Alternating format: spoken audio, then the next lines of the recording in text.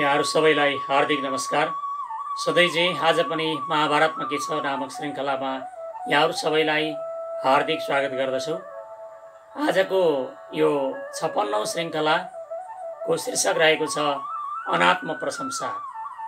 अर्थात् आफ्नो प्रशंसा आफूले नगर्नुलाई अनात्म प्रशंसा भनिएको हो। यदि आफ्नो प्रशंसा आफैले गरियो भने इन्द्रोपि लघुताम याति स्वयं प्रख्यापितै गुणै, अर्थात् आफ्नो प्रशंसा आफै गरियो भने इन्द्र पनि के हुन्छन्, उनको महत्व, उनको प्रतिष्ठा, उनको इज्जत घट्दै जान्छ।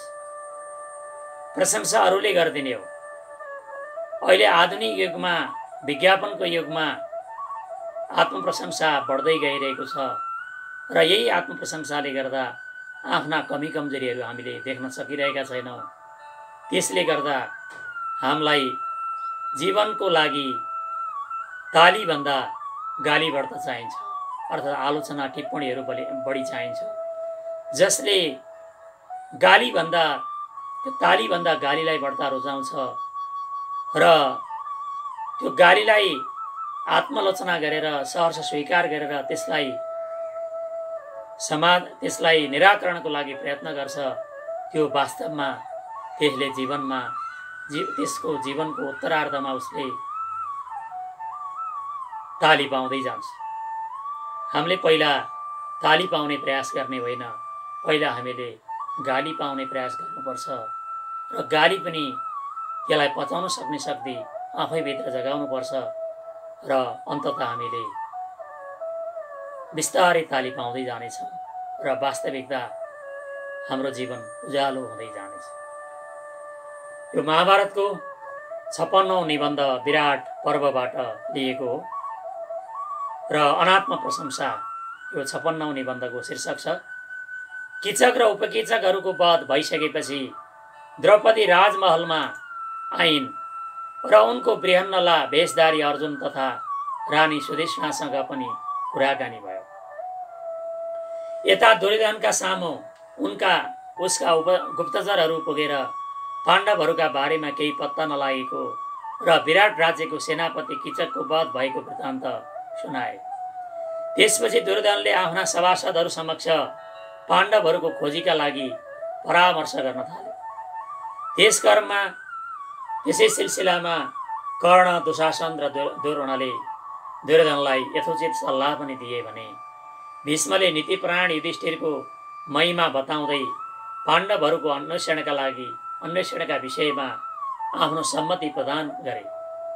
त्यसै सिलसिलामा भीष्मले न तु नीति सुनीतस्य शक्यते अन्वेषितुं परहि, अर्थात् जो नीतिले सम्पन्न छ उसका नीतिको अनुसन्धान दोस्रो अनीतिपरायण मनुष्यले गर्न सक्दैन भनेर पाण्डवहरूको खोज गर्न कठिन रहेको बताए।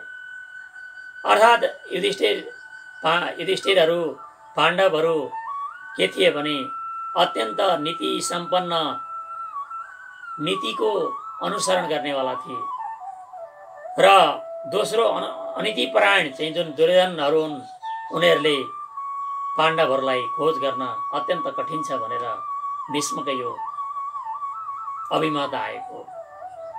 कृपाचार्य पनि भीष्मकै वचनलाई अंगीकार गर्दै साम, दान, भेद, दण्ड र कर ग्रहणका आधारमा पाण्डवहरूसँग राजनीतिक व्यवहार गर्न दुर्योधनलाई सल्लाह दिए।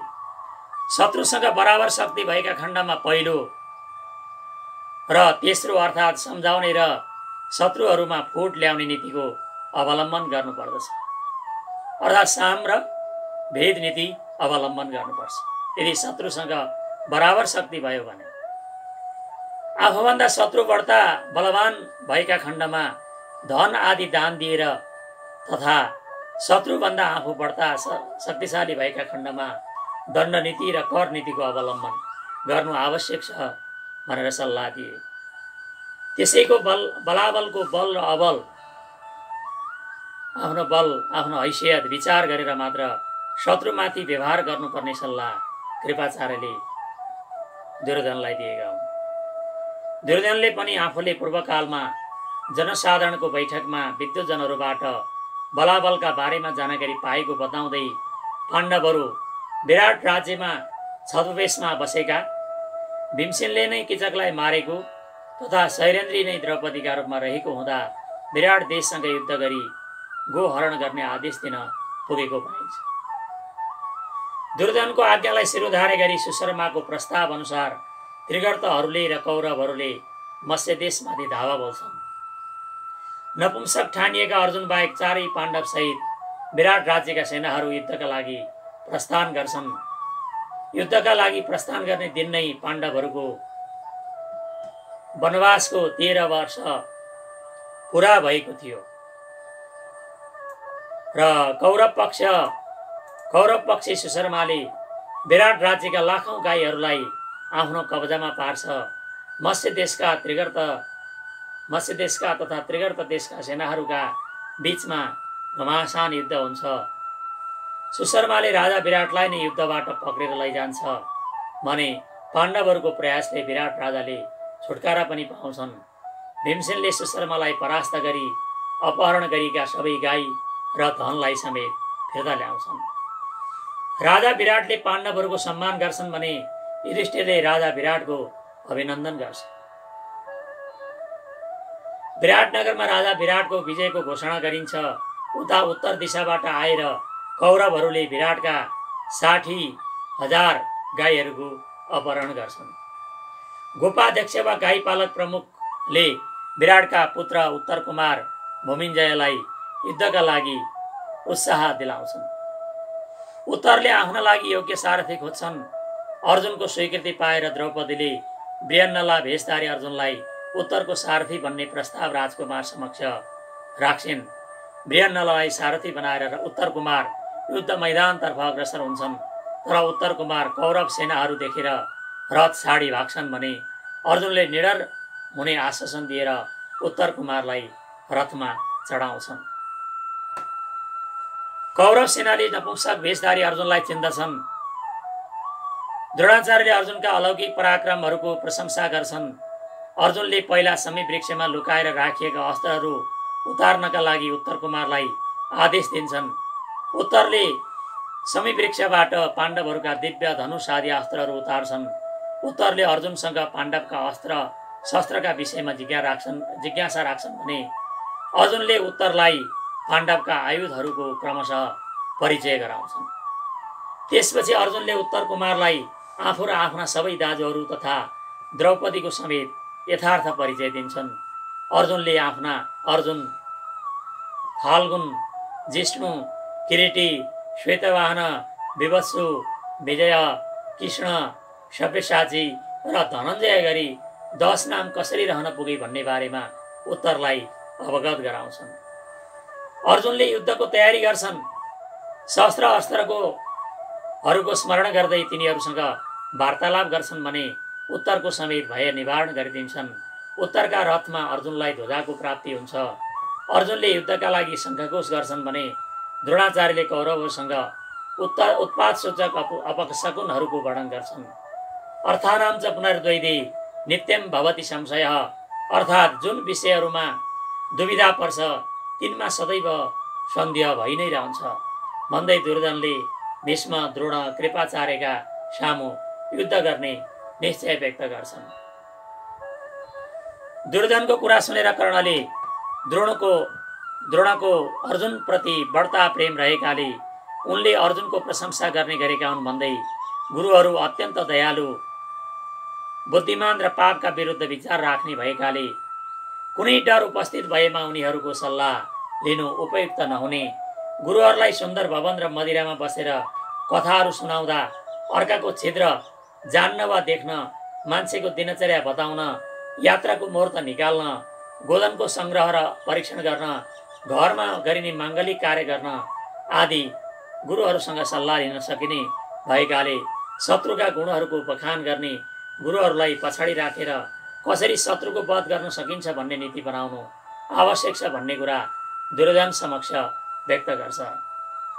अर्जुनका साथमा म एक्लै लड्न सक्छु भन्दै कर्णले आत्मप्रशंसापूर्ण अहङ्कारोक्ति व्यक्त गरेपछि कृपाचार्य र अश्वत्थामाले कर्णलाई फड्कार्दै युद्धका विषयमा आफ्ना दृष्टिकोणहरू प्रस्तुत गर्छन्।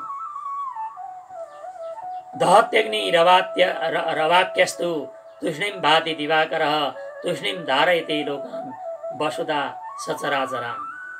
अर्थात् आगाले केही नबोलिकन सबैलाई जलाएर भस्म गरिदिन्छ। सूर्यदेव मौन रहेर नै अन्धकारमय जगतलाई प्रकाशित गर्छन्। त्यसै गरी पृथ्वीले चुपचाप रहेर नै सम्पूर्ण चराचर जगतलाई धारण गरिरहन्छन्। यिनमा कसैले पनि आफ्नो पराक्रमको आफैले प्रशंसा गर्दैनन्। त्यसैले कर्णको आत्मप्रशंसा पूर्ण अहङ्कार उक्ति उपयुक्त छैन भन्ने दृष्टिकोण अश्वत्थामाले व्यक्त गरेका हुन्।